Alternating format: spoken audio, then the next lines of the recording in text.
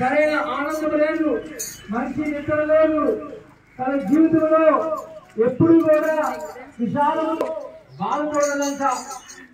అలాంటి సమయంలో ఇలాంటి వీధుల్లోనే ప్రభు అయిన యేసు క్రీస్తు వస్తున్నారు అని తెలిసిందంట. ఆమె కూడా మనలాంటి ఈ చిన్న వీధుల్లోనే ఉండదంట. ఆమె అనుకుంది, యేసు ప్రభు దగ్గరికి వెళ్ళాలంటే నాకు చాలా భయం.